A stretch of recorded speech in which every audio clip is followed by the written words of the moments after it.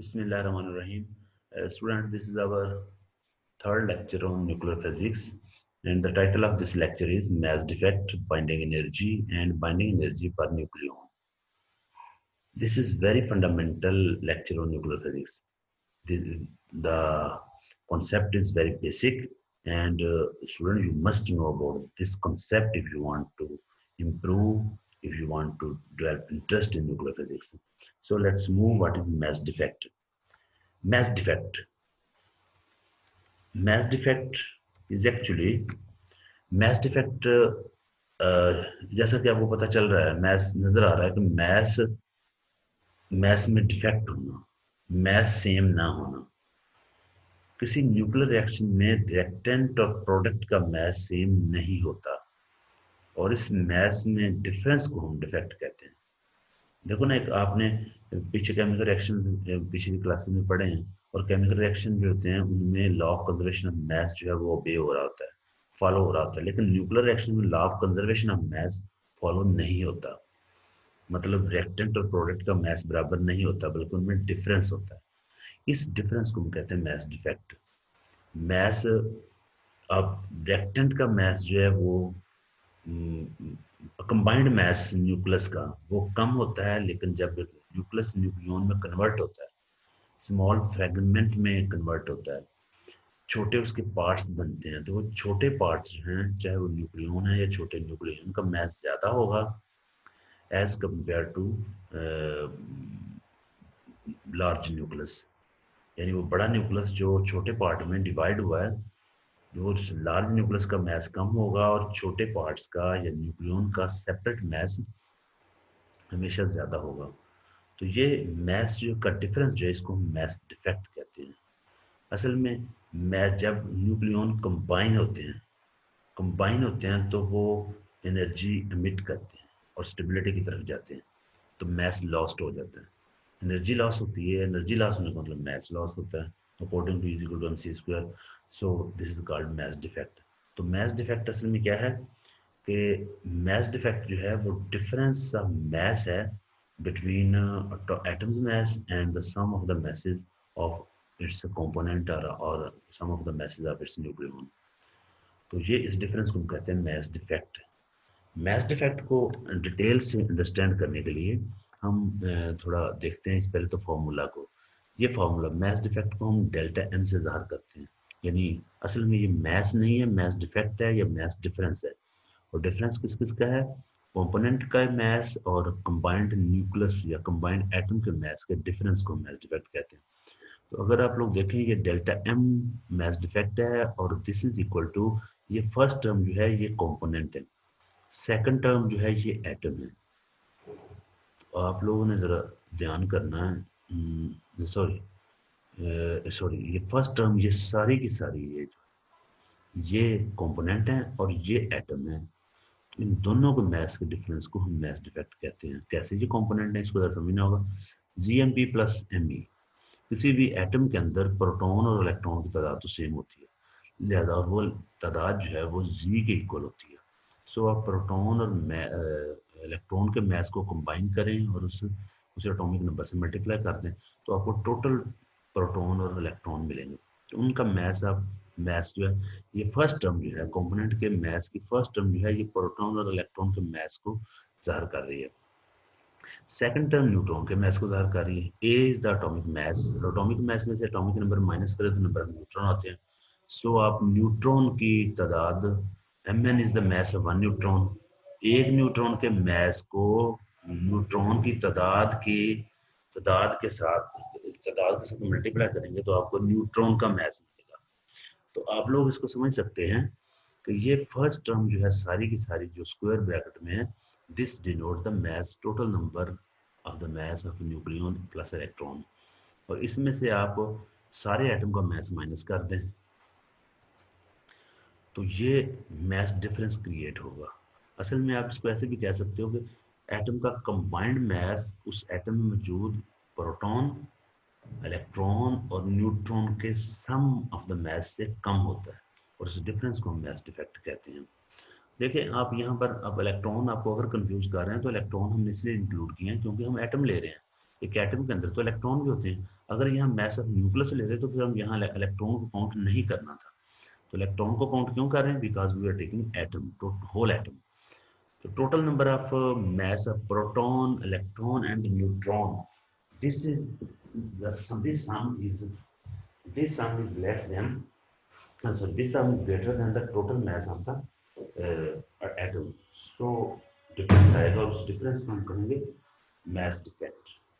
और ये फॉर्मूला इसका बनता है। अब जब mass की कैलकुलेशन, mass defect की कैलकुलेशन करनी है, then you will use this formula। And next is the mass of nucleus या mass of combined atom is always less than the sum of the masses of nucleons present in that nucleus। और ये difference जो है ये mass defect होता है, और यही mass defect जब E is equal to mc square के मुताबिक एनर्जी में कन्वर्ट करें तो ये बाइंडिंग एनर्जी बनती है। सो mass defect आप जरा देखें, सिंपल सी कैलकुलेशन हम करते हैं कि हम ले रहे हैं ये mass defect जो है this is equal to mass of free nucleon minus mass of nucleus। हम एटम यहाँ काउंट नहीं कर रहे हैं, हम सिर्फ न्यूक्लियस ले रहे हैं। न्यूक्लियस ले रहे हैं तो इलेक्ट्रॉन को कंसीडर नहीं करेंगे। So mass defect is equal to mass of free nucleon minus mass of the nucleus। mass of free electron क्या है? mass of free nucleon कौन कौन से? न्यूक्लियस के अंदर मेन न्यूक्लियन तो प्रोटॉन्स और न्यूट्रॉन्स हैं। सो प्रोटॉन्स का mass प्लस न्यूट्रॉन्स का mass दोनों ले रहे हैं, और इसमें से mass न्यूक्लियस का माइनस कर रहे हैं। तो यही प्रोटॉन का mass और न्यूट्रॉन का mass, इसमें अगर आप लोग न्यूक्लियस नहीं काउंट कर ले, एटम काउंट कर रहे हैं, तो फिर आपको इलेक्ट्रॉन का mass भी माइनस करना होगा। तो ये रिजल्ट सेम ही, ऑलमोस्ट सेम ही आता है।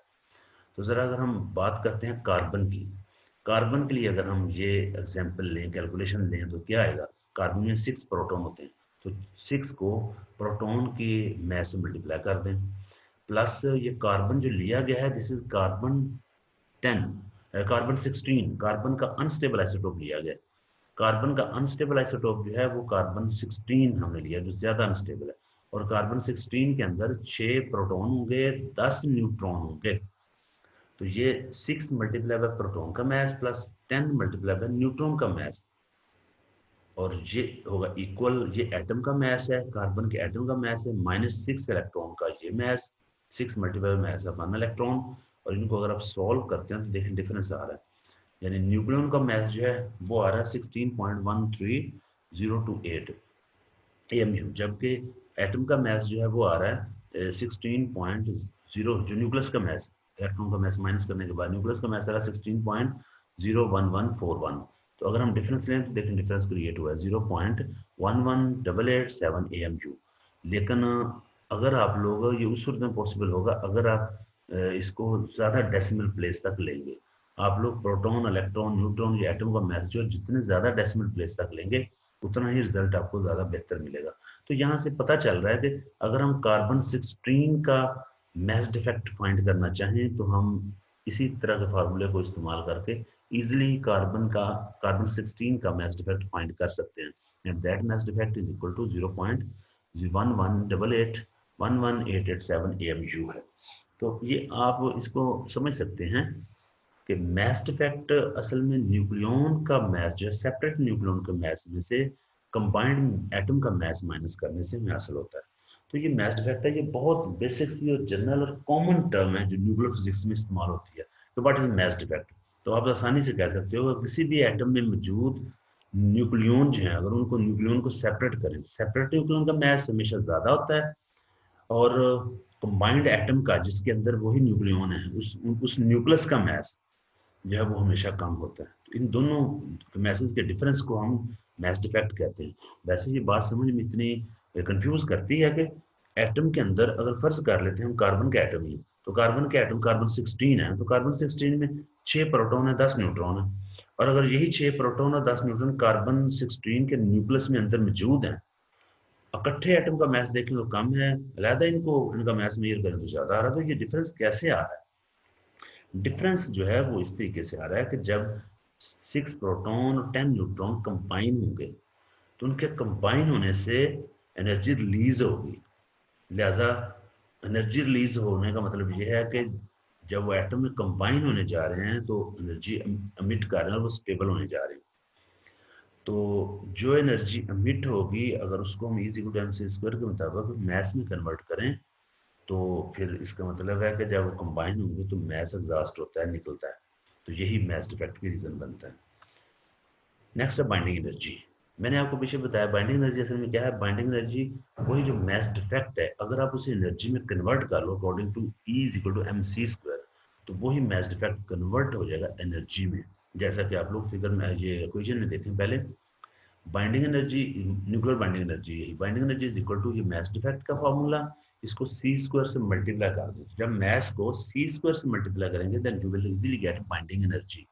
तो बाइंडिंग एनर्जी एक्चुअली वो अमाउंट ऑफ एनर्जी है जो न्यूक्लियन को बाइंड करके न्यूक्लियस में लाती है। यानी न्यूक्लियस के अंदर न्यूक्लियन जिस एनर्जी से बाइंड होते हैं उसको हम कहते हैं बाइंडिंग एनर्जी। तो जब न्यूक्लियन, जैसे आप लोग ये इस इक्वेशन फिगर को देखें तो ये बाइंड न्यूक्लियन है, सेपरेट न्यूक्लियन है, कुछ प्रोटॉन और न्यूट्रॉन सेपरेट है। फर्स्ट अगर 3 प्रोटॉन है 4 न्यूट्रॉन है तो ये सेपरेट है। अगर हम इनको कंबाइन करते हैं, कंबाइन करेंगे तो फिर कुछ एनर्जी रिलीज होगी जो बाइंडिंग एनर्जी थी उनकी, वो एनर्जी के तौर पर रिलीज होगी जो, और जो एनर्जी रिलीज होगी वो उनकी बाइंडिंग एनर्जी की इक्वल है, प्लस ये कंबाइन हो जाएंगे। या फिर ऐसे कह रहे हैं कि एक न्यूक्लियस बाउंड है, एक न्यूक्लियस आपके पास है, आप उसको तोड़ने के लिए उस पर एनर्जी लगाते हो, यानी उसको तोड़ के उसमें प्रोटॉन न्यूट्रॉन को सेपरेट करते हो तो आपको एनर्जी लगाएंगे। वो एनर्जी असल में उनकी जो बाइंडिंग एनर्जी है उसके इक्वल होगी, और वही एनर्जी उनके मैस डिफेक्ट को एनर्जी में कन्वर्ट करें तो उसके बराबर आएगी। तो न्यूक्लियन बाइंड न्यूक्लियन को न्यूक्लियस के अंदर सेपरेट करने के लिए जो हम एनर्जी देते हैं उस एनर्जी को ही बाइंडिंग एनर्जी कहते हैं। एक्चुअली वो बाइंडिंग एनर्जी नहीं है, वो तो हम तोड़ रहे हैं ना, लेकिन तोड़ने के लिए जो एनर्जी हम दे रहे हैं वो न्यूक्लियन की बाइंडिंग एनर्जी को खत्म करने के लिए इस्तेमाल हो रही है। तो हमारी सप्लाइड या अप्लाइड एनर्जी जो होती है, जो उनको ब्रेक करने के लिए इस्तेमाल हुई है न्यूक्लियस को, वो असल में उस न्यूक्लियस की बाइंडिंग एनर्जी के इक्वल है। सो न्यूक्लियस प्लस बाइंडिंग एनर्जी दोनों मिलेंगे तो हमें न्यूक्लियन जो है सेपरेट मिलेंगे। तो एक न्यूक्लियस में से न्यूक्लियन को सेपरेट करने के लिए जो एनर्जी चाहिए वो एनर्जी बाइंडिंग एनर्जी की इक्वल है। और ये असल में वो उसी मैस डिफेक्ट से हासिल होने वाली एनर्जी के बराबर होगी। तो बाइंडिंग एनर्जी आपने इस बात को समझना है। मसलन आप लोग अगर एक एमयू आपके पास मैस है और उसको एनर्जी में कन्वर्ट करते हो तो जो बाइंडिंग एनर्जी आपको मिलेगी ना, जो एनर्जी मिलेगी वो 931.5 एमईवी होगी। तो ये मैस डिफेक्ट को जो एमयू में है उसको एमईवी में कन्वर्ट किया जा सकता है इसकी मदद से। यानी मैस को एनर्जी में is equal to m c square के मुताबिक एम मैस है और वो एमयू में, क्योंकि हम एटॉमिक लेवल पर न्यूक्लियर लेवल पर बात करते हैं तो यहाँ पर ये बहुत छोटा यूनिट इस्तेमाल करेंगे एमयू। और जब हम एनर्जी में कन्वर्ट करते हैं तो एनर्जी काफ़ी मिलती है, जिसमें इसलिए हम एनर्जी को एमईवी में मेगा इलेक्ट्रॉन वोल्ट में ज़ाहिर करते हैं। लेकिन याद रखिएगा एक एमयू होता है 931.5 एमईवी। और आप लोग जब भी मैस से बाइंडिंग एनर्जी फाइंड करनी है तो आप मैस डिफेक्ट आसानी से फाइंड कर लो इस फार्मूले को इस्तेमाल करते हुए, और उसको 931.5 से मल्टीप्लाई करोगे तो you will get binding energy of that nucleus. तो ये बाइंडिंग एनर्जी है। नीचे ये मैंने क्वेश्चन ये दो दिए हैं, ये सॉल्व आपने खुद करने हैं। Prove that 1 amu is equal to 931.5 MeV. एक एमयू को बाइंडिंग एनर्जी 931.5 एमईवी में कन्वर्ट करें तो क्या यही रिजल्ट आता है। एक एमयू को जब 1 एमयू को एनर्जी में कन्वर्ट करेंगे तो बड़ा आसान सा है, मैथ आपको दिया होगा, आप इक्वल टू एमसी स्क्वायर का फार्मूला इस्तेमाल करके इसे कन्वर्ट कर सकते हो। और सेकंड है calculate the binding energy of uranium 235 if the mass of this nuclide is 235.0349 mu and atomic number of uranium is 92। तो आप यही फार्मूला इस्तेमाल करके पहले मैस डिफेक्ट फाइंड करोगे, उसे सी स्क्वायर से मल्टीप्लाई करके या फिर 931.5 एमईवी से मल्टीप्लाई करके बाइंडिंग एनर्जी फाइंड कर सकते हैं। हमारा जो मेन इस आज के लेक्चर का जो मेन स्ट्रेस है, मेन स्ट्रेस हमारा है बाइंडिंग एनर्जी पर न्यूक्लियन। बाइंडिंग एनर्जी का तो हमें पता चल गया है, मैस डिफेक्ट का भी बाइंडिंग एनर्जी का भी, लेकिन ये बाइंडिंग एनर्जी पर न्यूक्लियन क्या है इसको जरा समझना। इसको समझने के लिए असल मैं आपको थोड़ा सा आपको बताना चाहूँगा। समझें ज़रा आप लोग कि एक हमारे पास आयरन है, आयरन 56 है, और एक न्यूक्लियस है यूरेनियम 238। तो अगर आप लोग देखें आपको ये तो पता चल गया कि न्यूक्लियन की सेपरेट एनर्जी जो है वो हमेशा ज़्यादा होती है, लेकिन जब ये कंबाइन होते हैं तो एनर्जी, ये तो उनकी एनर्जी न्यूक्लियस न्यूक्लियस का सेपरेट मैस ज़्यादा होता है न्यूक्लियन का, लेकिन जब ये न्यूक्लियस के अंदर कंबाइन होते हैं तो इनका मैस कम हो जाता है। तो इसका मतलब ये हुआ कि जैसे जैसे न्यूक्लियस के अंदर न्यूक्लियन बढ़ते जाएंगे तो फिर मैस डिफेक्ट भी बढ़ना चाहिए और बाइंडिंग एनर्जी भी अल्टीमेटली बढ़नी चाहिए, ऐसा ही होना चाहिए ना। और ऐसा ही होता है, ऐसा ही होता है। मसलन आप लोग एक हीलियम का न्यूक्लियस देख लें, हीलियम के न्यूक्लियस में 4 न्यूक्लियन है। तो हीलियम के न्यूक्लियन को 4 न्यूक्लियन को बाइंड करने के लिए थोड़ी एनर्जी चाहिए, लिहाजा उनका मास इफेक्ट भी कम होगा। लेकिन अगर हम यूरेनियम की तरफ जाएं, यूरेनियम के न्यूक्लियस में 238 न्यूक्लियन है, तो उनको बाइंड करने के लिए एनर्जी भी ज्यादा चाहिए, इसलिए बाइंडिंग एनर्जी भी ज्यादा, मास इफेक्ट भी ज्यादा होगा और बाइंडिंग एनर्जी भी ज्यादा होगी। तो यहाँ से ये पता चल रहा है कि जैसे जैसे न्यूक्लियस का साइज बढ़ता जा रहा है, जैसे जैसे न्यूक्लियस का साइज बढ़ता जा रहा है, वैसे वैसे न्यूक्लियस के अंदर जो है,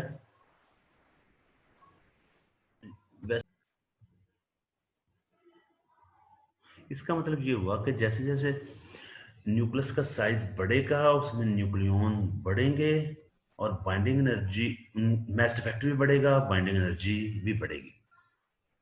तो फिर दो न्यूक्लियन, एक लाइटर है एक हैवी न्यूक्लियस है। तो अगर हम उनके दरमियान चेक करना चाहेंगे कौन सा न्यूक्लियस ज्यादा बाउंड है, कौन सा ज्यादा स्टेबल है, तो फिर बड़ा आसान है कि हम पता चला लें जिसके अंदर न्यूक्लियन की तादाद ज्यादा होगी वो ज्यादा स्टेबल होगा क्योंकि उसकी बाइंडिंग एनर्जी ज्यादा है। लेकिन एक्चुअल में ऐसा नहीं होता। क्यों नहीं होता इसकी पर डिटेल से हम बात करते हैं, लेकिन आप पहले एक आयरन और यूरेनियम के एग्जांपल को समझें। देखो, आयरन 56 की जो इसकी बाइंडिंग एनर्जी है वो 492 MeV है, यानी 492 मेगा इलेक्ट्रॉन वोल्ट एनर्जी चाहिए आयरन के तमाम न्यूक्लियन को बाउंड करने के लिए।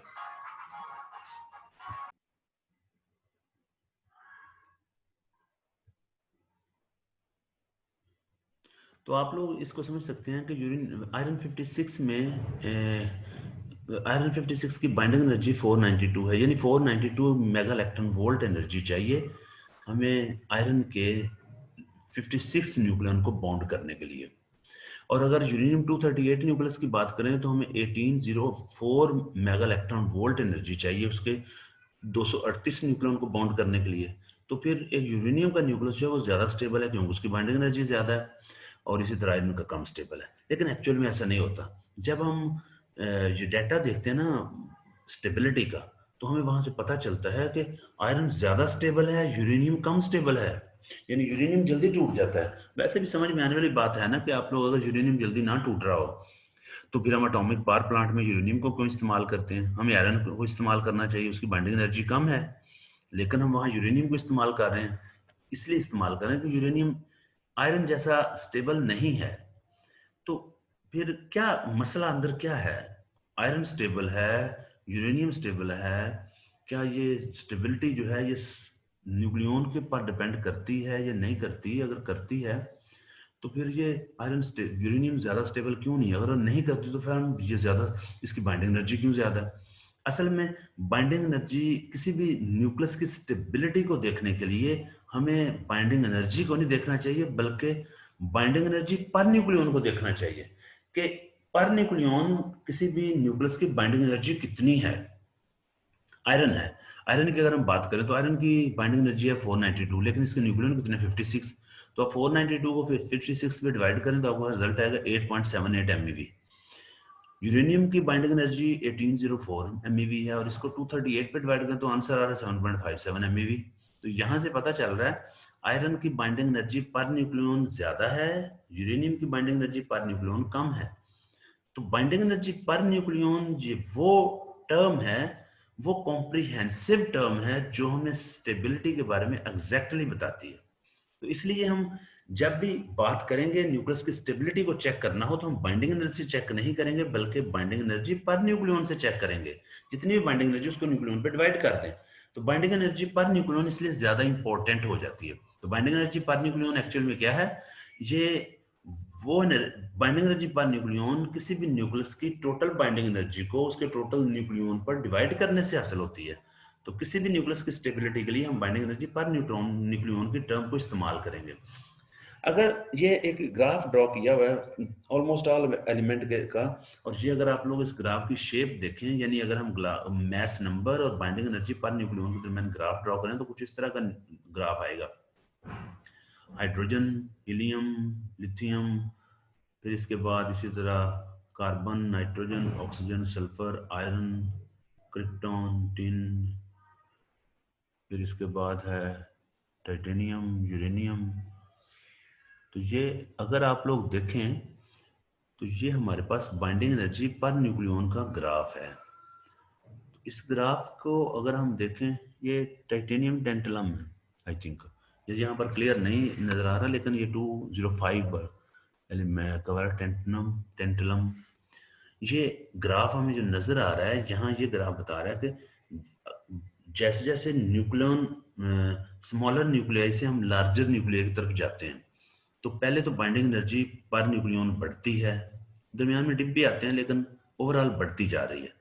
लेकिन फिर आयरन 56 के करीब, यानी 56 या 60 के राउंड अबाउट ये मैक्सिमम होती है, उसके बाद ये डिक्रीज होना शुरू हो जाती है और कॉन्टिन्यूसली डिक्रीज होती जाती है। तो यहाँ से ये बाइंडिंग एनर्जी पर न्यूक्लियन ग्राफ की मदद से हम किसी भी न्यूक्लियस की स्टेबिलिटी को देख सकते हैं कि ज्यादा कम न्यूक्लियन वाले या लाइटर न्यूक्लियोइड जो हैं वो भी, उनकी बाइंडिंग एनर्जी पर न्यूक्लियन भी कम है, और जो ज्यादा न्यूक्लियन वाले न्यूक्लियस हैं उनकी बाइंडिंग एनर्जी पर न्यूक्लियन भी कम है। लेकिन जो मॉडरेट न्यूक्लियन वाले न्यूक्लियाई हैं उनकी बाइंडिंग एनर्जी पर न्यूक्लियन जो है वो ज्यादा है। इसका मतलब वो ज्यादा स्टेबल है। अभी हम ये इसको डिटेल से देखेंगे कि ऐसा क्यों है, ये ऐसा क्यों है, यही हमारा आगे एंड तक लेक्चर जो है वो चलेगा। तो आप लोग इसको समझ सकते हैं कि जरा ग्राफ को देख लें। ग्राफ को अगर हम एक नज़र देखें तो हमें ऐसे ही पता चल रहा है कि लाइटर न्यूक्लियाई भी इतने स्टेबल नहीं है और हैवियर न्यूक्लियाई भी इतने स्टेबल नहीं है, मॉडरेट न्यूक्लियाई ज़्यादा स्टेबल है। तो ये बाइंडिंग एनर्जी पर न्यूक्लियन से एक तो हम प्रेडिक्ट कर सकते हैं कि कौन सा न्यूक्लियस कितना स्टेबल है। दूसरा, हम इससे अगर बाइंडिंग एनर्जी पर न्यूक्लियन के सारे ग्राफ को अगर हम देखें तो इसके 3 पार्ट बन रहे हैं, लाइटर न्यूक्लियाई का पार्ट, हैवियर न्यूक्लियाई का पार्ट और एक स्टेबल न्यूक्लियाई का पार्ट। तो हम इसको 3 हिस्सों में डिवाइड करके 1 बाय 1 तीनों को देखते हैं। लेकिन ये याद रखना, लाइटर न्यूक्लियाई के जो ग्राफ है जो बाइंडिंग एनर्जी पर न्यूक्लियन का, उसको हम फ्यूजन रीजन कहते हैं, फ्यूजन रीजन। हैवियर न्यूक्लियाई का जो पार्ट है ग्राफ में उसको हम कहते हैं फिशन रीजन, फिशन रीजन। और जो स्टेबल न्यूक्लियाई का ग्राफ है उसे रीजन ऑफ स्टेबिलिटी कहते हैं, रीजन ऑफ स्टेबिलिटी। तो इन तीनों रीजन्स को हम 1 बाय 1 देखते हैं। सबसे पहले हम फ्यूजन रीजन को देखते हैं। तो फिगर में आपको ये फ्यूजन रीजन नजर आ रहा है। फ्यूजन रीजन में वो ग्राफ में वो एलिमेंट या वो न्यूक्लियाई इंक्लूड होंगे जिनका मैस नंबर कंपैरेटिवली कम है या जिनमें न्यूक्लियन की तादाद कम है। ये लाइटर न्यूक्लियाई हैं, और इन लाइटर न्यूक्लियाई में जो शामिल हैं वो 60 से कम, ऑलमोस्ट 60, 50, 60 से जो कम न्यूक्लियन वाले एलिमेंट हैं, न्यूक्लियस हैं, वो सारे शामिल हैं। और इसमें ज़्यादातर जो है वो hydrogen, helium, lithium, beryllium, carbon, oxygen, sulphur वगैरह शामिल है। तो ये फ्यूजन रीजन में आते हैं और ये ज़्यादा स्टेबल नहीं है। अब इस ग्राफ को देखकर होना तो लगता तो ऐसे ही होना चाहिए था कि या तो लाइटर न्यूक्लियाई ज़्यादा स्टेबल होते हैं या हैवियर, ये मॉडरेट न्यूक्लियाई ज़्यादा क्यों स्टेबल है। देखो ना, अगर बाइंडिंग एनर्जी पर न्यूक्लियन हम कैलकुलेट करना चाहें, जैसे हम आयरन और यूरेनियम की है, तो आयरन के न्यूक्लियन कम थे, लिहाजा उसकी बाइंडिंग एनर्जी बढ़ गई क्योंकि डिनोमिनेटर में छोटी चीज आ गई। तो इस तरह लाइटर न्यूक्लियाई को तो बहुत ज्यादा स्टेबल होना चाहिए था, लेकिन लाइटर न्यूक्लियाई भी स्टेबल नहीं है, हैवियर भी स्टेबल नहीं है, तो मॉडरेट ज्यादा स्टेबल है। लाइटर क्यों स्टेबल नहीं है, इनकी तरफ आते हैं हम। इस लाइटर न्यूक्लियाई जिस रीजन में फॉल करते हैं उसको कहते हैं फ्यूजन रीजन। और फ्यूजन रीजन इन्हें क्यों कहते हैं, फ्यूजन रीजन कहने का मतलब ये है कि ये असल में दुनिया की हर चीज स्टेबिलिटी की तरफ जाना चाहती है, लिहाजा न्यूक्लियाई, हर न्यूक्लियस भी अपने आप को स्टेबल करना चाहता है। लाइटर न्यूक्लियाई भी अपने को स्टेबल करना चाहते हैं, हैवियर न्यूक्लियाई भी अपने आप को स्टेबल करना चाहते हैं। तो लाइटर न्यूक्लियाई अपने आप को स्टेबल करने के लिए क्या करना चाहेंगे, ये हैवियर अपने आप को बनाना चाहेंगे। तो लाइटर न्यूक्लियाई की बाइंडिंग एनर्जी कम है। आप इसको, ये एक्सपेरिमेंटली प्रूव्ड है चीजें कि अगर आप लाइटर न्यूक्लियम में से हीलियम है, उसके न्यूक्लियन 4 हैं, तो 4 उसकी बाइंडिंग एनर्जी, हीलियम न्यूक्लियस का एटम को देख लें, उसके 4 न्यूक्लियन की का मैस देख लें, दोनों का मैस डिफेक्ट बहुत थोड़ा होगा। और थोड़े को अगर हम 4 पे डिवाइड भी करते हैं तो रिजल्ट बहुत ज्यादा नहीं आएगा। इसलिए इनकी बाइंडिंग एनर्जी पर न्यूक्लियन कम है। लेकिन इसको फ्यूजन रीजन क्यों कहते हैं, एक्चुअल में ये लाइटर न्यूक्लियाई अपने आप को स्टेबल करना चाहते हैं। स्टेबल कैसे करेंगे, ये अपने न्यूक्लियन की तादाद बढ़ाएंगे तो स्टेबल होंगे। ज़ाहिर स्टेबिलिटी रीजन में तो जो न्यूक्लियस शामिल है उनके उनके न्यूक्लियन तो इन इन लाइटर न्यूक्लियन से ज्यादा है ना, तो ये भी फिर चाहेंगे हमारे न्यूक्लियन ज्यादा हो जाएं। अब किस तरीके से ज्यादा कर सकते हैं, ये क्वेश्चन होता है। ये ज्यादा करेंगे कि लाइटर न्यूक्लियर आपस में मिलेंगे और हैवियर न्यूक्लियर बनाएंगे, जिससे ये स्टेबिलिटी की तरफ जाएंगे। तो इस रीजन में मौजूद न्यूक्लियर जो है उनमें जो ट्रेंड होता है वो फ्यूज करने का होता है, मिलने का होता है। यानी फ्यूजन प्रोसेस यही है ना कि जिसमें लाइटर न्यूक्लियाई आपस में मिलकर एक हैवियर न्यूक्लियस बनाते हैं। तो ये फ्यूजन का ट्रेंड रखते हैं, इसलिए इसको कहते हैं फ्यूजन रीजन। तो फ्यूजन रीजन की वजह दो हो गई, एक तो ये लाइटर न्यूक्लियर अपने आप को स्टेबल करना चाहते हैं, और स्टेबल किस तरीके से करना चाहते हैं, फ्यूजन के जरिए आपस में मिलके। तो लाइटर न्यूक्लियर जब मिलेंगे तो हैवियर न्यूक्लियर बनेंगे, और फ्यूज होने से ही ये हैवियर न्यूक्लियर बन सकते हैं। सो फ्यूजन रीजन वो रीजन है जिसमें लाइटर न्यूक्लियाई अपने आप को स्टेबल करने के लिए हैवियर न्यूक्लियर बनने का ट्रेंड रखते हैं। और ये हैवियर न्यूक्लियर कैसे बनेंगे, फ्यूज होकर, मिलकर आपस में। सेकंड है fission region. Fission region, fission region में मौजूद न्यूक्लियर हैवियर हैं और इनके न्यूक्लियर का साइज बड़ा है, और ये भी अनस्टेबल हैं, लिहाजा ये अपने आप को स्टेबिलिटी की तरफ लाना चाहेंगे। तो स्टेबिलिटी की तरफ लाने के लिए इन्हें अपने आप को तोड़ के छोटे न्यूक्लियर में डिवाइड होना होगा, लिहाजा इनमें ट्रेंड है अपने आप को तोड़ने का। और जब ये न्यूक्लियस टूटते हैं तो उसको हम कहते हैं फिशन। फिशन, तो इसलिए यहाँ फिशन का प्रोसेस होना जो हो, ये फिशन का ट्रेंड रखते हैं, अपने आप को तोड़ने का ट्रेंड रखते हैं। So this is called fission region. Fission region में हैवियर न्यूक्लियाई अपने आप को डिसइंटीग्रेट करके लाइटर न्यूक्लियाई में कन्वर्ट करके स्टेबिलिटी की तरफ जाना चाहते हैं। तो इनमें भी स्टेबिलिटी की तरफ जाने का ट्रेंड है, but due to fission process. तो ये इसलिए हम इस रीजन को फिशन रीजन कहते हैं। और रीजन ऑफ स्टेबिलिटी या स्टेबिलिटी रीजन, ये वो रीजन है जिसमें मौजूद एलिमेंट का एटॉमिक मास पहले ही मॉडरेट है, इसमें न्यूक्लियन पहले ही मॉडरेट हैं, और इनकी बाइंडिंग एनर्जी पर न्यूक्लियन ज्यादा है। लिहाजा इस पर अगर बाइंडिंग एनर्जी पर न्यूक्लियन कर्व में देखें तो इस रीजन में कर्व जो है वो पीक पर होता है। मतलब इस रीजन में जो न्यूक्लियाई हैं उनकी बाइंडिंग एनर्जी पर न्यूक्लियन मैक्सिमम होती है। तो इस वजह से ना तो ये अपने आप को तोड़ना चाहते हैं, तोड़ के लाइटर बनना चाहते हैं, ना फिर ये कंबाइन होकर हैवी बनना चाहते हैं। क्योंकि अगर ये टूटेंगे तो स्मॉल न्यूक्लियर की तरफ जाएंगे और ये अनस्टेबल हो जाएंगे। अगर ये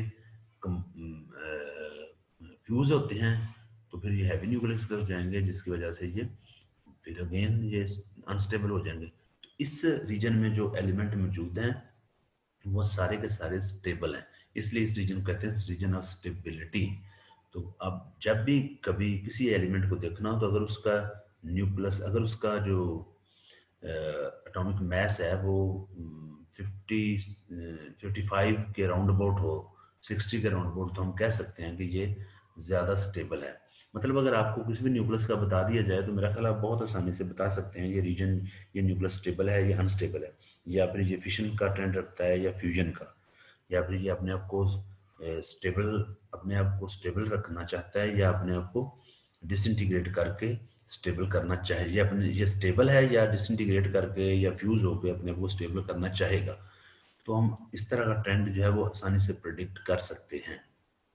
ये वही करो जरा इकट्ठा हमने कंबाइन दिखा दिया है। यहाँ पर येलो कलर में आपको जो ये स्ट्रिप नजर आ रही है ये रीजन ऑफ स्टेबिलिटी की है, और इस रीजन में एलिमेंट जो है वो ज्यादा स्टेबल हैं, लेकिन इसके लेफ्ट साइड पे और राइट साइड पे अनस्टेबल न्यूक्लियाई हैं। लेफ्ट साइड पर स्मॉलर न्यूक्लियाई हैं और फ्यूजन के जरिए आपस में मिलना चाहेंगे। राइट साइड पर हैवियर न्यूक्लियाई हैं और वो फिशन के जरिए स्टेबल होना चाहते हैं। ये क्वेश्चन आप लोगों ने सॉल्व करने हैं अपने तौर पर, और ये क्वेश्चन जो है ये आप लोग इनको समझना, और अगर आपको किसी तरह कंफ्यूजन हो तो फिर इसको हम डिस्कस कर लेंगे बाद में।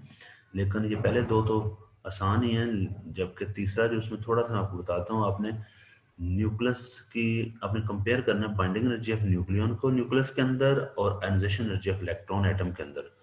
तो ये दोनों न्यूक्लियस के अंदर जो बाइंडिंग एनर्जी का रोल है बिल्कुल वही रोल एटम के अंदर एटम के अंदर इलेक्ट्रॉन के लिए है आयनाइजेशन एनर्जी का। सो आप लोगों ने इनको कैलकुलेट करें या डिस्क्राइब करें, आप देख लें क्वेश्चन के नेचर के मुताबिक आपने इसको सॉल्व करना है। तो स्टूडेंट ये हमारा लेक्चर था about mass defect, binding energy and binding energy पर न्यूक्लियन। अल्लाह हाफिज़।